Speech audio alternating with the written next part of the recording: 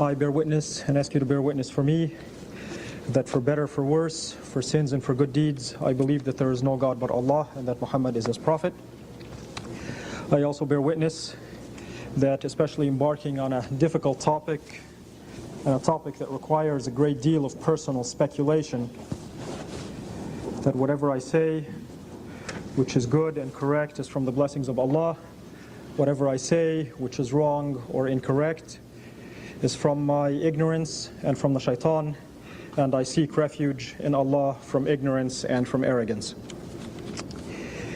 One of the reasons that I also started with a dua or a religious theme in discussing science in the Qur'an is to recall to us and hearken the spirit of our old books of science.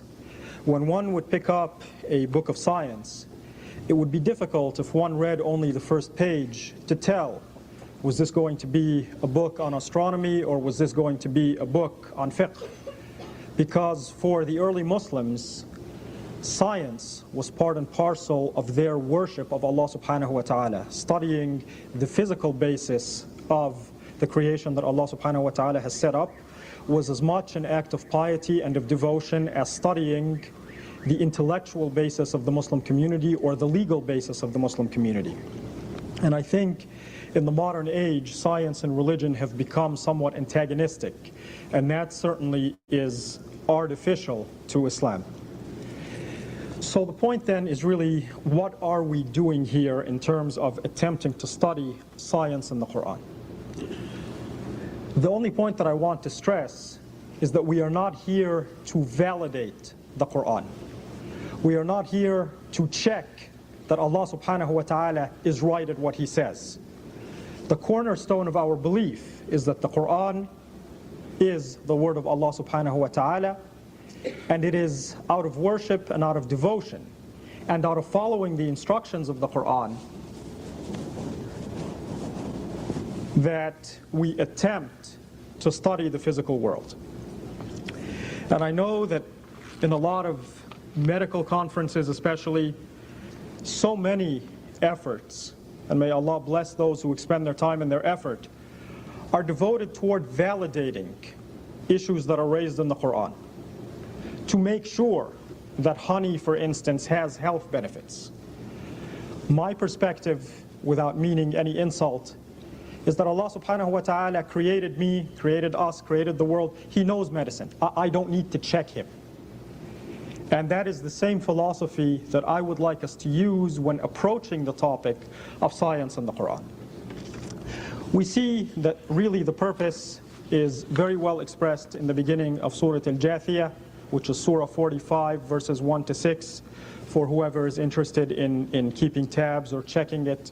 أعوذ بالله من الشيطان الرجيم بسم الله الرحمن الرحيم حاميم تنزيل الكتاب من الله العزيز الحكيم إن في السماوات والأرض لآيات للمؤمنين وفي خلقكم وما يبث من دابة آيات لقوم يوقنون واختلاف الليل والنهار وما أنزل الله من السماء من رزق فأحيا به الأرض بعد موتها وتصريف الرياح آيات لقوم يعقلون تلك آيات الله نتلوها عليك بالحق فبأي حديث بعد الله وآياته يؤمنون. The translation of this long series of verses is that Allah subhanahu wa ta'ala opens by saying that this is the revelation from Allah, exalted in His power and His wisdom, that verily in the sky and in the earth are signs for those who believe. And in your creation and in the animals that God has scattered throughout the earth are signs for those who have certainty about the meeting of their Lord. And in the difference between the night and the day, and what God has brought forth from the sky, from sustenance for you, to bring forth the earth to life after it has been lifeless, and in the circulation of the winds, verily are signs for those who contemplate. Therefore, these are the signs of God revealed to you with truth. And so with what signs or with what saying after that from your Lord and the signs He has revealed will you then believe? And so we find that the topic of scientific investigation is, number one, raised in the Qur'an in numerous verses. I've just chosen one site. That the heavens, the earth, the phenomena of creation, the night, the day, the animal kingdom, the vegetable kingdom, meteorology and the weather, the circulation of the winds, we are asked to be among those who contemplate those signs because they lead us to the state of certainty, of faith. And you will notice that the expression of the Qur'an, Allah subhanahu wa ta'ala says that these are part of what He has revealed to us so that we may attain the faith and the certainty. So contemplation and thinking are part of our act of worship. This harmony between science and religion is a fairly unique phenomena to our faith, and that's why I think it deserves special stress. We know, if we study history, and it takes no more than studying the life of Galileo Galilei, to realize that unfortunately, Christendom has had a long history of antagonism with science. And again, I stress, so that there are no misunderstandings, that I have nothing but the deepest respect for Christianity and for the Bible. But historical facts are historical facts. The Christian world has had a long antagonism with the world of science. And part of what we want is to take a look at what do we believe as scientists and at least reconcile that there are no contradictions with the Qur'an, or if there are contradictions, then we must come to terms with them in a healthy way. We notice, for instance, let me begin with a short example from Genesis. In chapter 1, verses 1 and 2, in the beginning, God created the heavens and the earth. The earth was without form and void, and darkness was upon the face of the deep. And the Spirit of God was moving over the face of the waters. And the verses continue to say that the night and the day were created, and this was day 1. On day 3, the solid land was created. On day 4, and God made the two great lights, the greater light to rule the day, and the lesser light to rule the night. Now, for scientists, this raised a tremendous difficulty. Number one, because Genesis lays out a scenario of creation where deep space was without form and void, but that the water existed. And scientifically, this conflicts with our modern theories about creation. There is no water in deep space, oxygen is a heavy element, and it does not exist in formless space. Number two, the scenario of creation is counted in direct days. There was a day and there was a night, in 24-hour cyclical days, even before the creation of the earth, indicating a lack of understanding or a lack of expression that the phenomena of day and night is because of the rotation of the earth on its own axis in the sphere of the sun. The third difficulty is that the sun and the moon are created on day 4. And all of our modern cosmology and modern astrophysics stresses that the sun is older than the earth. We have no scientific basis to say that the earth was created before the sun. A fourth problem is the chronology. The Genesis offers a very precise timeline. And so according to Dr. Maurice Bukai in his excellent book, the Bible, the Qur'an and Science, in 1975, the Jewish calendar, as contained in the Old Testament, would relate the year 1975 to the year 5736 after the creation of Adam. And chapters in Genesis 4, 5, 11, 21, and 25 take the period from Adam to Abraham to be about maybe 18 centuries. That gives us a very difficult problem, because our archaeological records, our historical records, say that man has been on earth significantly longer than this. Furthermore, man is created in the same time frame as the earth and the heavens, and we know by radioactive dating, or at least we think we know, that the earth is on the order of 4 billion years old. So it becomes very difficult to reconcile the chronology laid out in the book of Genesis with what we know of science. The reconciliation that I have heard some Christian scholars come to is that what God is free to do as He wills. He created the earth 6,000 years ago, but made it look like it's 4 billion years old. That's fine. I don't mean to mock that, and no one can dispute that this is within God's power. But simply then it makes scientific investigation irrelevant. There is no need then to pursue scientific investigation, because then nothing is what it seems. I think that in the Qur'an we have a very, very unique perspective that I would like to share with you, where I don't believe that there are any of these contradictions. And why the Bible has these contradictions, what have the Christian theologians done, what have other people leveled the criticism, that is of course the topic for another lecture or series of lectures. Suffice it to say that when the scientific world began to stress that the earth was not the center of the universe, and when Copernicus and Galileo and Kepler came and said, people, it doesn't make sense, the phenomena that we observe can only be explained by the earth rotating around the sun, they were branded as heretics. Galileo Galilei was personally threatened to be imprisoned or killed for his scientific beliefs. If we look at the Qur'an, I would like to start with the most basic issue, which is the issue of creation. In Surah Al-A'raf, which is Surah 7, verse 54, among many other verses that discuss the same topic, Allah subhanahu wa ta'ala says, أعوذ بالله من الشيطان الرجيم بسم الله الرحمن الرحيم إن ربكم الله الذي خلق السماوات والأرض في ستة أيام ثم استوى على العرش. That verily your Lord is Allah, who created the heavens and the earth في ستة أيام. In many of the English translations of the Qur'an, Ayyam is understood to be, or translated as days. Whereas in classical Arabic, the word yawm, like the word sa', does not mean a 24-hour day. It can mean that, and that is the common parlance that it has come to mean. But yawm means any period of time, any epoch, any eon, whether large or small.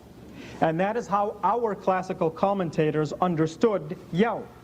So for instance, nearly 1,000 years ago, in commenting on these verses, Mujahid and Ibn Hanbal say that yawm here does not mean a day, it means 1,000 years. Other of our scholars, like Tabari, say no, yawm here means a day because it's not too much for God to create all of this in a day. He could have even created it in an instant had He willed. But at least a large portion of our scholars did not by any means, based on linguistic considerations alone, restrict themselves to the understanding that the creation of the heavens and the earth in 6 epochs or 6 eons amounts to the creation in 6 solar days, which of course we now know does not make sense, because solar days are based purely on our speed of rotation on our axis. So that the day on Mars is significantly different from the day on Earth. The day on Jupiter is significantly longer than the day on Earth, and so on and so forth. That this day is very governed by the very small speck of matter that we live on in the universe. And we see from the Qur'an itself that in Surah As-Sajdah, which is Surah 32, verse 5, Allah subhanahu wa ta'ala makes that clear. It says, يُدَبِّرُ الْأَمْرَ مِنَ السَّمَاءِ إِلَى الْأَرْضِ ثُمَّ يَعْرُجُ إِلَيْهِ فِي يَوْمٍ كَانَ مِقْدَارُهُ أَلْفَ سَنَةٍ مِمَّا تَعُدُّونَ. That Allah subhanahu wa ta'ala governs the heavens and the earth, and then everything will ascend to Him in a day whose reckoning is 1,000 years from that which you count. So in the Qur'an, the term day is explicitly made clear to not be confined by 24 solar hours. Same thing in Surah Al-Ma'arij, Surah 70 verse 4. تعرج الملائكة والروح إليه في يوم كان مقداره 50 ألف سنة. That the angels and the spirits will ascend to him in a day whose reckoning is 50,000 years. And so immediately the entire approach of the Qur'an is to be non-restrictive in the way that it approaches science. It does not set a strict chronology. It makes it clear that time is relative, that a day is not a day that we think when we discuss the notion of a day. Then that basis having been laid out, we move on to the key issues in creation that really now science feels comfortable. And that doesn't mean very much, because 500 years ago science felt very comfortable that the earth was flat. And science felt very comfortable that the earth was the center of the universe and that the sun rotated around the earth. And science felt very comfortable that the soul was located in a very small gland in the brain called the pineal gland. So science has been very comfortable and very wrong numerous times. But in any case, science today, and I think with very reasonable evidence, feels very comfortable that creation as we know it began with an event called the Big Bang. What this Big Bang is, no one knows, but it is some sort of cosmic explosion where not only did matter unfold in some sort of nexus in time, but that space and time themselves, the entire universe as we know it, in terms of space, in terms of time, in terms of energy, in terms of matter, exploded outward from a single point. And that's called the Big Bang. That there was a united lump of very super high plasma energy that then spread out and became into different bits and pieces, and then eventually turned into swirling gas that coalesced into large clouds of swirl that then coalesced into stars and planets and so on and so forth. That's the current understanding of the Big Bang. And if we take a look then at what does the Qur'an tell us about the initial primordial creation. In Surah Al-Anbiya, Surah 21, verse 30. And please, anybody who has different interpretations, corrections, and so on, please write them down and give them to me. This has been a topic of long and tremendous interest for me, and I will try to learn from them. أعوذ بالله من الشيطان الرجيم بسم الله الرحمن الرحيم أولم يرى الذين كفروا أن السماوات والأرض كانتا رتقا ففتقناهما وجعلنا من الماء كل شيء حي أفلا يؤمنون. Do not those who disbelieve see that the heavens and the earth were but a single entity that we cleaved asunder and that we created from water every living thing. The creation, the basis of life from water, is its own separate miraculous statement that I'll just draw your attention to. But what I'd like to focus on here is the Qur'an's very clear statement of both the unity of the heavens and the earth, that they were a single entity and that they were brought into being by a cleaving asunder. فَفَتَقْنَاهُمَا. That is not a gentle spreading apart. It is a violent cleavage. Okay, it is a violent split. And that is in keeping with our best understanding from scientific evidence as to what was the origin of our universe. And then we see in Surah Fussilat, which is Surah 41, verse 10, Allah subhanahu wa ta'ala saying, discussing again the early stage of the universe, ثم استوى إلى السماء وهي دخان فقال لها وللأرض ائتيا طوعا أو كرها قالتا أتينا طائعين. That Allah subhanahu wa ta'ala manifested himself to the heavens when it was but formless smoke, and said to it and to the earth, come willingly, submit willingly or unwillingly, and they said, we submit willingly. I want to pause here for a second and think about this.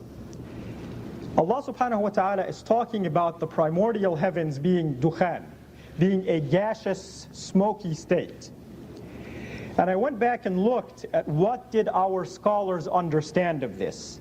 To me, the understanding is now very clear, and Allah subhanahu wa ta'ala knows best. But at least in my mind, the swirl is the swirl of primordial hydrogen gas. And it's very consistent with the word dukhan. When we look at our scholars, how could they understand this 1,000 years ago? We see that many of them made no comment. That's the way it was, that's the way it was.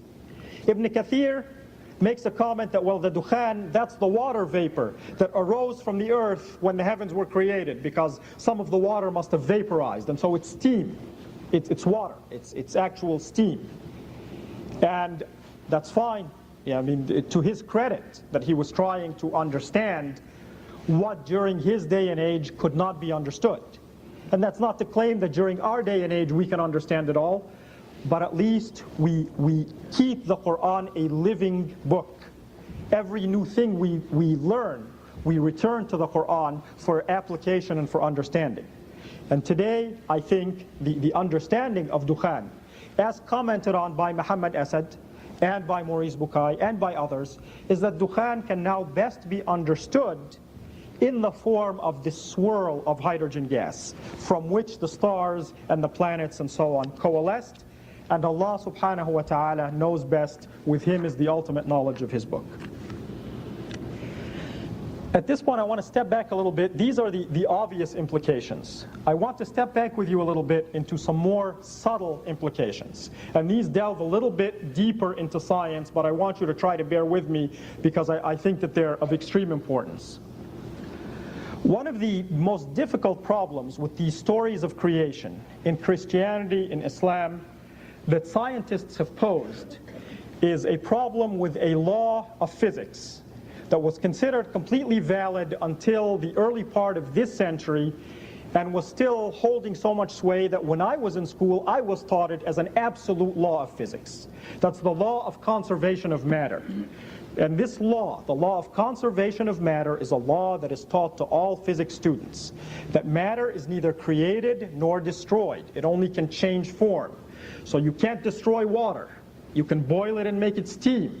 You can freeze it and make it ice. But you cannot destroy the essence of water once it has been created.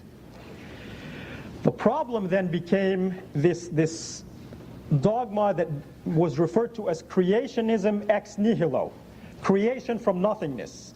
That violated, in the minds of scientists, the law of the conservation of matter. For Allah subhanahu wa ta'ala to create the universe, the stars, the earth, the people, from nothing, to scientists, violated the basic law that they held to as an absolute must, the law of conservation of matter. And this dogma of creationism ex nihilo became a giant stumbling block for Christian theologians. How could that be reconciled? Well, today, I think we know, and Allah subhanahu wa ta'ala knows best, and where I don't say that, please fill it in for me. I don't want to keep saying it in the lecture. Any supposition I make, in parentheses and without parentheses, Allah subhanahu wa ta'ala knows best.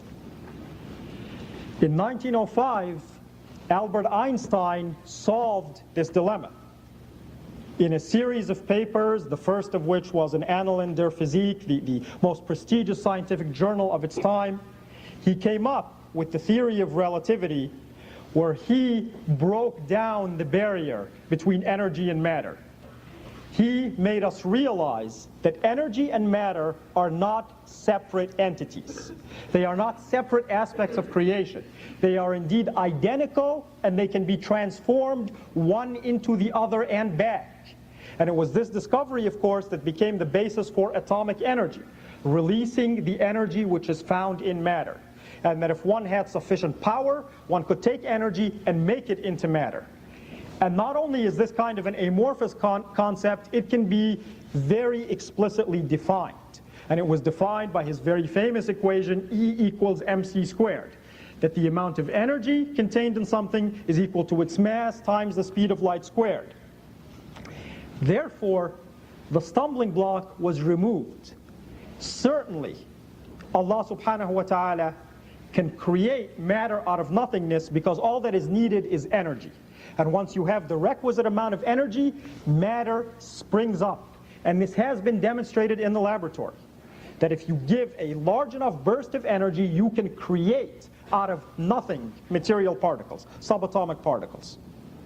And so now there is no problem with creationism ex nihilo. In fact, it becomes a law which supports religion, because the amount of fundamental energy that would be required to bring matter into existence is beyond imagination. And it is only in the purview and in the residence of Allah subhanahu wa ta'ala.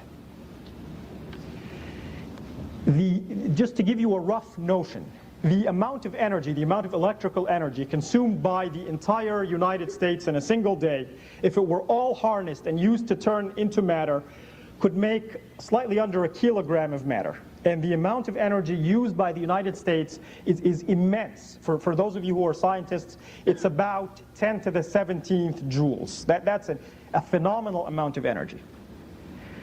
Compare this 1 kilogram to the mass of one of the very ordinary stars in the Milky Way galaxy, our sun, which is about 2 times 10 to the 30th kilograms. That would be about 1 trillion, billion kilograms. The amount of energy necessary to bring a body like this into existence is beyond comprehension. The second point is Allah subhanahu wa ta'ala turning to the gaseous heavens and to the earth and ordering them to submit. Now this is told to us in allegorical terms. Allah subhanahu wa ta'ala turns to them, manifests himself to this formless lump of gas and orders them to submit. What does that mean? How can we understand that? To the best of my understanding, this means to impose order on the chaos, to coalesce these formless atoms into something ordered. Is this significant? Yes, it is extremely significant scientifically, because all of the laws of science that we know of, which we feel have been validated time and time again, and I think science now is different than science 1,000 years ago. People used to say the earth was flat because they looked at it, it looked flat. There was no rigorous testing. A lot of the theories that we have tested very rigorously, the electrical equations of Maxwell, the theory of relativity, the laws of Isaac Newton, most of the equations of quantum mechanics, in case there is a quantum physicist in the audience who takes exception to that, most of the equations of quantum mechanics are symmetrical in time. What does that mean? That means that time can run forward or backward in these equations and it doesn't bother them. What that means is you can substitute negative time for time and the equations are still valid. What that means is that we do not know of a physical reason why time in our universe runs only forward. Because all of the laws that govern our universe are time symmetrical. Time could run forward or backward, and these laws do not care. They would not be violated. Yet we never see time run backwards. What is the explanation of that? The explanation seems to be, and Allah knows best, that time runs only forward because of something we call the second law of thermodynamics, something called the increase in entropy. That things go only from a state of order to a state of disorder. A glass falls and shatters on the floor.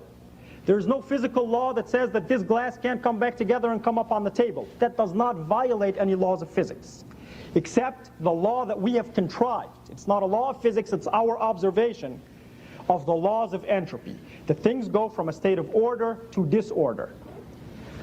A man named Roger Penrose, who is the Rouse Ball Professor of Mathematical Physics at the University of Cambridge. And the reason I mention his title is because, to me, that is the most prestigious chair of math and physics in the world. Has long busied himself with studying these issues and this phenomena. And he has made some very reasonable calculations. He is an extremely respected man in the realm of mathematical physics.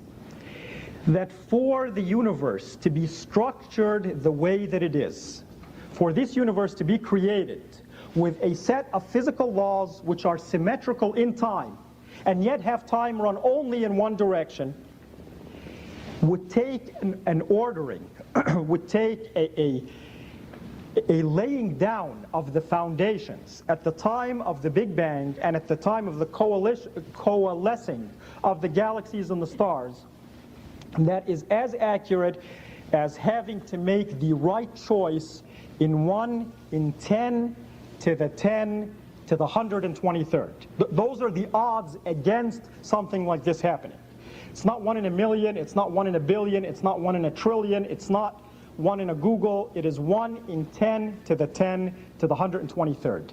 That is more than the number of individual atoms, protons, subatomic particles in the known universe. More than the 100 billion stars in our galaxy, which is one of billions of galaxies.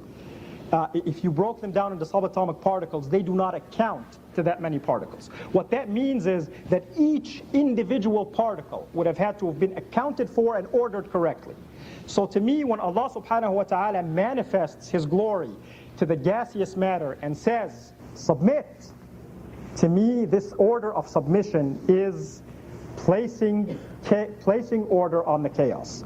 This request that you will come willingly or unwillingly, in my mind, is Allah subhanahu wa ta'ala ordering the universe with this degree of finesse that is beyond comprehension. To the point that Roger Penrose does not discuss creation in the absence of God.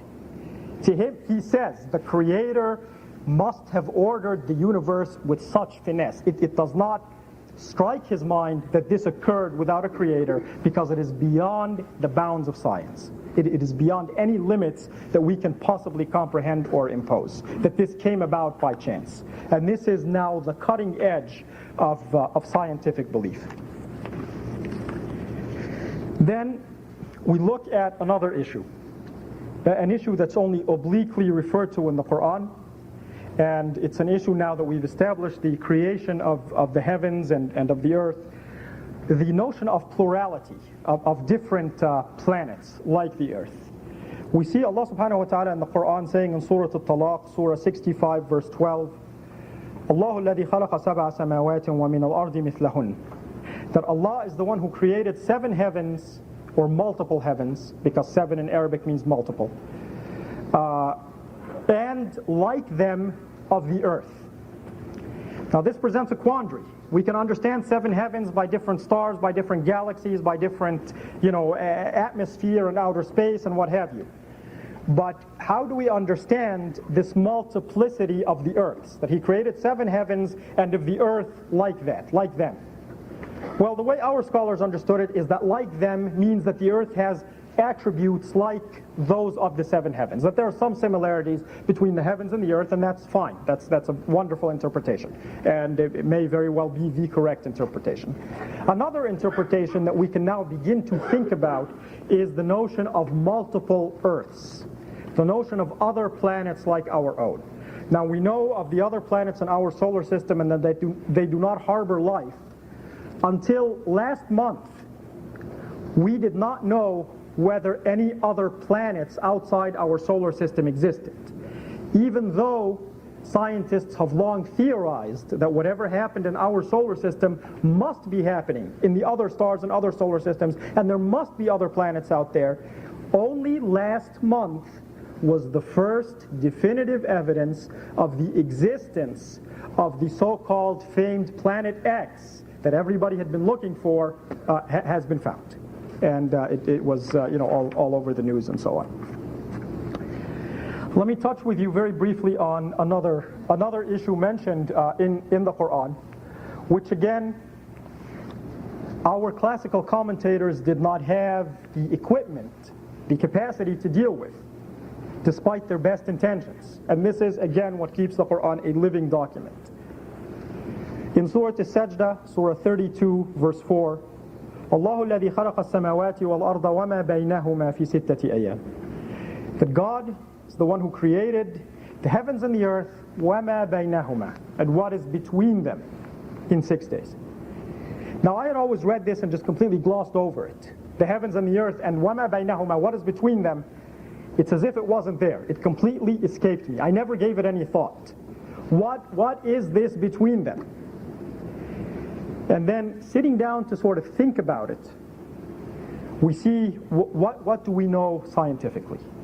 We know that there are the stars that we see with telescopes and the constellations that we map. There are the planets, that's the heavens, the earth. Then in between them, up until not very long ago, maybe 30 years ago, it was thought that space was empty, was a vacuum, that in between one star and the other, there was a complete absence of material. From more sophisticated studies using radio telescopes, there is now detected a very subtle background radiation in the universe that's of a very minuscule degree. It's just a couple of degrees above absolute zero, above Kelvin absolute zero, for those of you who are interested in those aspects. That cannot be explained by the stars. They can only be explained by the presence of a background interstellar low energy matter. This is the matter which has now come to be known as dark matter by our frontier of astrophysicists.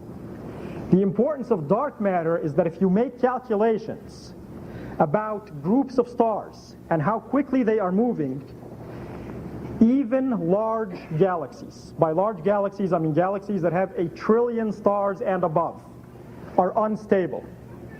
As quickly as they are moving, there is not enough gravitational attraction between the 1 trillion stars to hold these galaxies together. They should have flown apart, but they do not. They seem to be extremely stable. And scientists are now hypothesizing that there must exist something, probably what's responsible for this background radiation, called dark matter, which is invisible. We cannot trace it except with the radiation. And the current calculations about the amount of mass that is required give estimates that this dark matter forms up to 90% of all matter in the known universe. That the stars and the planets are only a minuscule amount of the matter that is out there. And that indeed would be the explanation and why Allah subhanahu wa ta'ala stresses that He created the heavens and the earth and what is between them, وَمَا بَيْنَهُمَا, because that is the basis of the stability of the current known universe. Stuff that we can't see, but it's out there, and Allah knows best. We look at what did our scholars say. How could they possibly interpret وَمَا بَيْنَهُمَا? Ibn Kathir had nothing to say. The heavens, the earth, what's between them? It doesn't need an explanation. Al-Sabuni says, well, what is between them? Well, there's the earth, there's the heaven. What's between them? Well, the animals. Because the animals are on top of the earth and they're below the heavens. And that is his explanation of وَمَا بَيْنَهُمَا. And again, it is to his credit that he gave it thought. I never gave it thought. I read the verse of وَمَا بَيْنَهُمَا وَمَا بَيْنَهُمَا. He sat down and said, well, what is between them? And to him, the only thing that made sense, you have the earth, you have the heavens, it must be the animals, the things that crawl on top of the earth. That would be the explanation, and perhaps it is. Then if we look at another issue, another notion in the creation of our universe. We see in Surah Ar-Ra'd, Surah 13, verse 2, Allahu alladhi rafa'a as-samawati bighayri 'amadin tarawnaha. That Allah subhanahu wa ta'ala is the one who raised the sky, who raised the firmaments of the heavens without any pillars that you see, without any direct supports. Now to us, that's an intuitive notion. The sky is up, we're down, that's fine. But scientifically, it is not an intuitive notion. For 1,000 years, it is an ununderstandable notion. Because scientifically, there is no force without direct contact. You cannot transmit a force without some sort of direct support, direct contact that you see. And this was a scientific tenet, because nobody was able to transmit any force except directly. I could not walk up to somebody and make them fall without pushing them. I can't make an apple rise without lifting it. That direct support was a necessary tenet of science.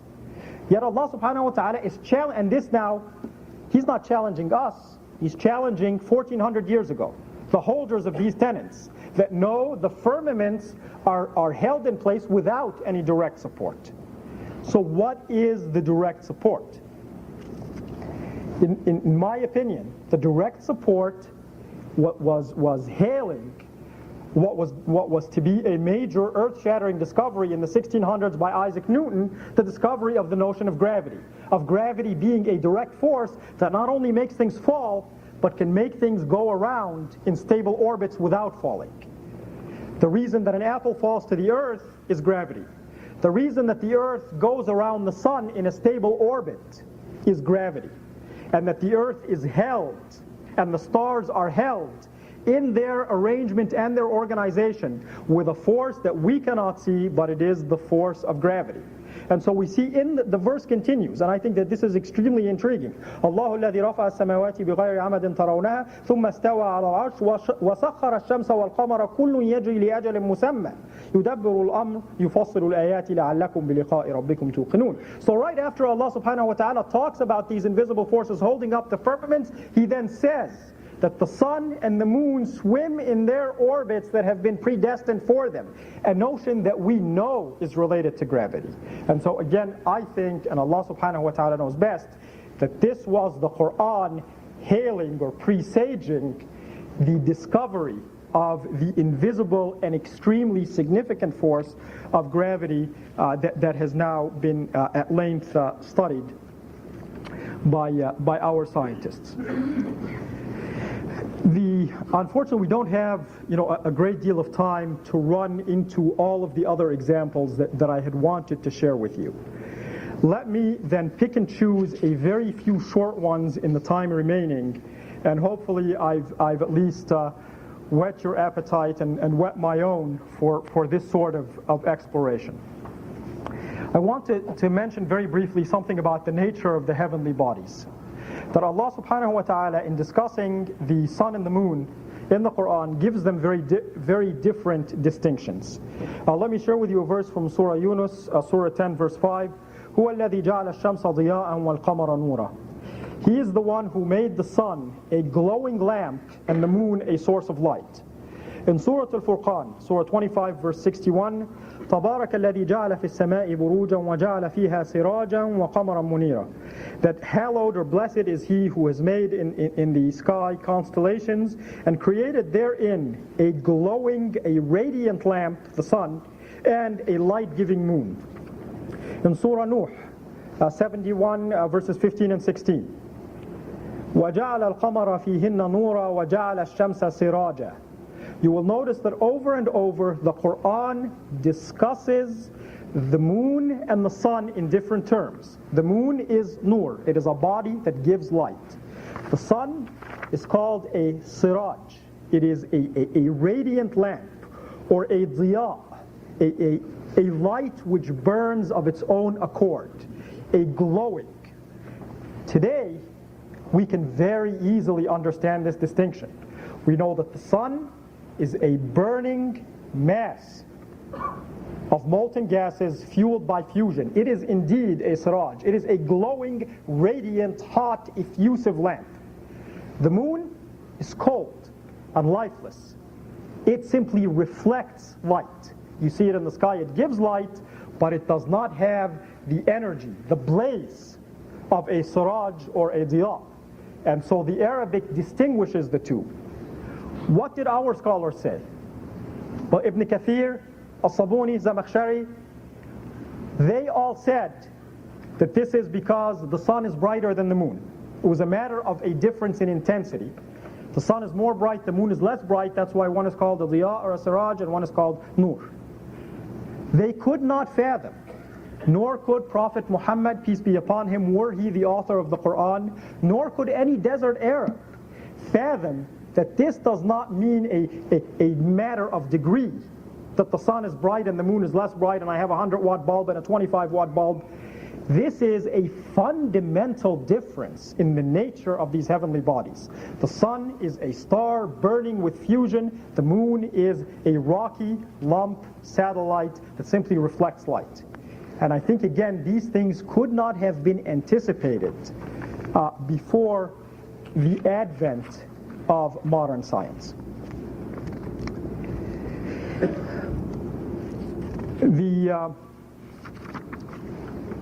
The other examples are really no less compelling, but out of shortage of time, I think I would like to share with you only two more.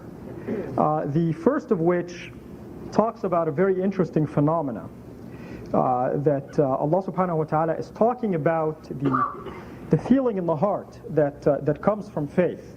And it is discussed in Surah Al-An'am, Surah 6, verse 125. فَمَنْ يُرِدِ اللَّهُ أَنْ يَهْدِيَهُ يَشْرَحْ صَدْرَهُ لِلْإِسْلَامِ وَمَنْ يُرِدْ أَنْ يُضِلَّهُ يَجْعَلْ صَدْرَهُ ضَيِّقًا حَرَجًا كَأَنَّمَا يَصَّعَّدُ فِي السَّمَاءِ. That whoever Allah subhanahu wa ta'ala wills to guide, He will open his breast to Islam, to submission. And whom He wills to lead astray, يَجْعَلْ صَدْرَهُ ضَيِّقًا حَرَجًا كَأَنَّمَا يَصَّعَّدُ فِي السَّمَاءِ. He will make his chest tight and constricted as if he is rising in the heavens. Today, we understand what this feeling of extreme tightness is when one ascends in the heavens. Anybody who has watched something about the Himalayas, or climbed a mountain, or been up in an unpressurized airplane, or in a pressurized airplane, knows why. Because when you go up at high altitude, the lack of oxygen, but more importantly, the lack of air pressure, makes the air in your lungs expand. And you are unable to draw in your breath. Your chest feels like it is being crushed. You cannot expand it to take in a breath of air. And that, medically, there's also a phenomenon known as high altitude pulmonary edema. The lungs trying, finally flood with water. They can't. The chest is just so tight and constricted from high altitude. This is a phenomena that requires at least a 2 or 3 mile altitude, if not more. This requires somebody who knows what it is like to be up at extreme altitude and feel the extreme tightness and constriction and breathlessness that comes from that. We look at what do our scholars say. How could they interpret this? Yes, there were mountains in the Hijaz. Yes, there are some high peaks. But in any case, at least to our scholars, they didn't seem to know this phenomena. Their understanding, all of them, Al-Kharasani, Ibn Abbas, Ibn Jarir, Zamakhshari, is that what the verse was saying is that your chest is tight because faith will not enter it, and that is as difficult for faith to do as for a person to go up into the heavens. That it is as difficult for faith to enter that person's heart as it is for a man to ascend into the skies. That Allah subhanahu wa ta'ala was drawing an analogy between how tight their heart is in terms of the limitation of faith getting in and the impossibility of man going up into the heavens. That's fine. That's the best that could be done at the time. But linguistically, in my opinion, and I am not a linguist, and I am not a philologist, and I'm not even a strong student of Arabic, it does not reflect the meaning of the verse. The verse is straightforward, that your chest becomes tight as if you had ascended in the heavens. And having to twist the meaning, what else could they do? There was no other way to comprehend the verse than to say, well, this is not direct, this is some sort of analogy or allegory or some roundabout reference. And I think that things like this, that is again what makes the Qur'an, for those who truly believe in it, a constant source of inspiration. 500 years from now, 1,000 years from now, inshallah, people will be looking back and saying that in the 20th century, they said such and such. Boy, look at how limited they were. Look at what the Qur'an says. Look at what Allah subhanahu wa ta'ala says. This is the understanding of the verse. And inshallah, this process will continue until we meet our Lord, and then we hopefully will truly understand what the verses have meant. What I would like to do lastly is, if we could get our videotape ready. I just have a very short video segment for you. I had wanted to discuss with you the aspects of embryology in the Qur'an, because again, that is one of the most miraculous things, and you'll have to excuse the camera work. It's my own in concert with the help of my dear brother and friend Dr. Ali Nazif. We had this idea a long time ago, and we did some very amateurish work that then he later followed up on with an excellent tape that he made with a great deal of effort about embryology in the Quran, and I would recommend the purchase of that tape if it is available here. Allah subhanahu wa ta'ala is giving the sequence of creation in the Qur'an. And again, I stress to you that this is something which was unknowable at the time of the Prophet, peace be upon him. Let me just ask if we could bring the lights up for 1 second and hold off on the video for just a second. In Surah Al-Mu'minun, Surah 23, verse 12, Allah subhanahu wa ta'ala is saying, وَلَقَدْ خَلَقْنَا الْإِنسَانَ مِنْ سُلَالَةٍ مِنْ طِينٍ ثُمَّ جَعَلْنَاهُ نُطْفَةً فِي قَرَارٍ مَكِينٍ ثُمَّ خَلَقْنَا النُّطْفَةَ عَلَقَةً فَخَلَقْنَا الْعَلَقَةَ مُضْغَةً فَخَلَقْنَا الْمُضْغَةَ عِظَامًا فَكَسَوْنَا الْعِظَامَ لَحْمًا ثُمَّ أَنشَأْنَاهُ خَلْقًا آخَرَ فَتَبَارَكَ اللَّهُ أَحْسَنُ الْخَالِقِينَ. Allah subhanahu wa ta'ala is giving step by step the creation of mankind. We have created man either from a lineage of mud, if you want to interpret that as I do, as a support for evolution. Sulala can mean lineage, a long line of the essence of the earth, or some people just interpret it as the essence. We've created man from the essence of mud, from the essence of carbon-based matter that is here on earth. ثُمَّ جَعَلْنَاهُ نُطْفَةً فِي قَرَارٍ مَكِينٍ. Then we have made him an intermingled sperm drop. Some people translate that as sperm, some people take it as the fertilized ovum. I lean toward that nutfa is the fertilized ovum, and that the mani in Arabic is the sperm. So we have taken this fertilized ovum and put it in a secure housing, the secure housing being the uterus. Then we took this nutfa, this fertilized ovum, and we made it alaqa. Now alaqa, if you read the translations and our commentaries, people will say a small blood clot. Okay? But alaqa in Arabic means something which hangs down. And then the alaqa was created into a mudgha. Mudgha means something which is chewed, something which looks like a chewed lump of flesh. And again, our translators and our scholars say that the mudgha means something formless, like if you take something and chew it up so that it has no form, then the mudgha, this chewed lump, becomes idhaman. We have created this mudgha, this chewed lump, into separate bones, not just one bone, multiple bones. Then فَكَسَوْنَا الْعِظَامَ لَحْمًا. Then we covered the bones with flesh. So now I'd like to trace with you a little bit of just some photographs from an embryology textbook of the different stages of the embryo.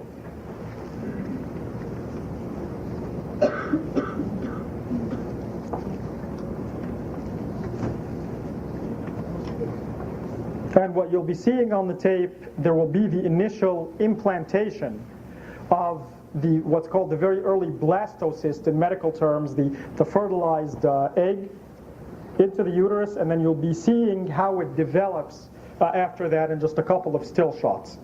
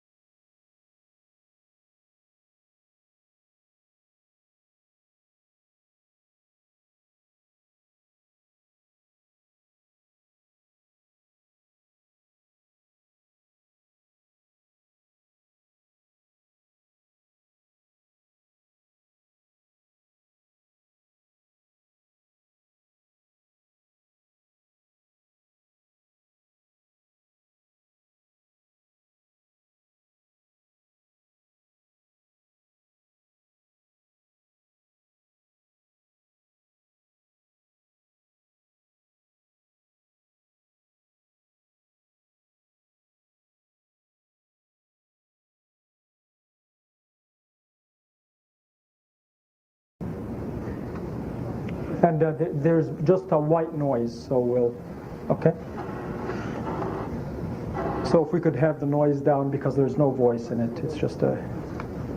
Okay, so what we're seeing here, and I'm sorry about the blurriness of the picture, but what you are seeing here, this lump is the newly fertilized egg, what's called the early blastocyst stage, a bunch of cells just dividing, and this entire wall here is the uterus.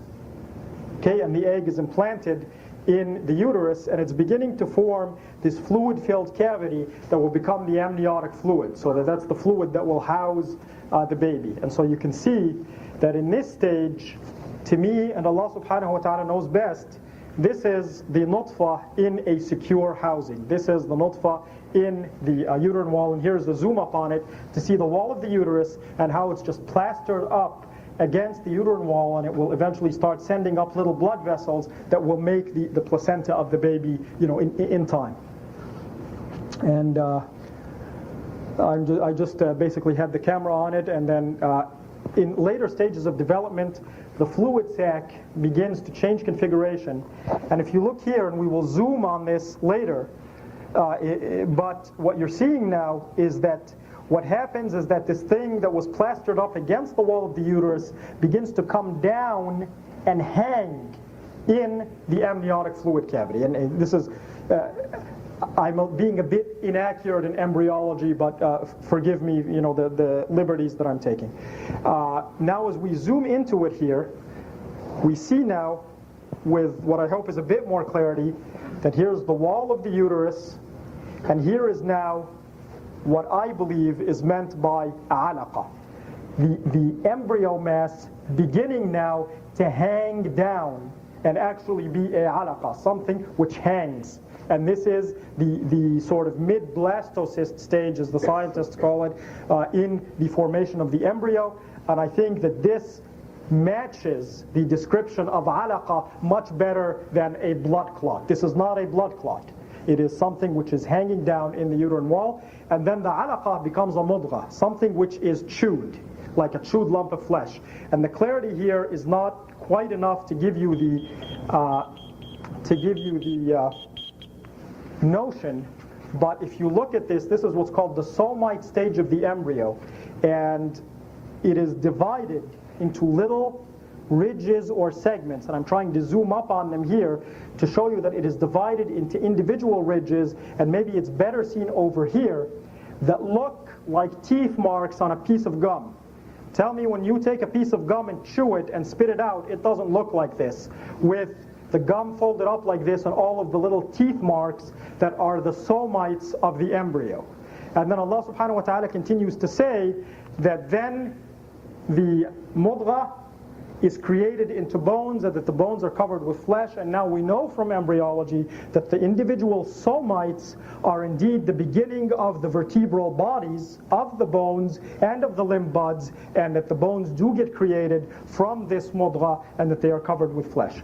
And I think that this description of the Qur'an could not be more scientifically accurate. It is very specific. And the problem is that we simply did not have the capacity to understand the specificity. But stage by stage, it follows what we now know to be the steps in creation. So with that, I don't want to delay you any longer than I have. I say what I have said, and I ask Allah subhanahu wa ta'ala for His forgiveness. I reiterate that what I have said, which is correct, is from His grace. What I have said, which is wrong, is from my ignorance and from the shaitan. I ask Allah subhanahu wa ta'ala to forgive me. Assalamu alaikum.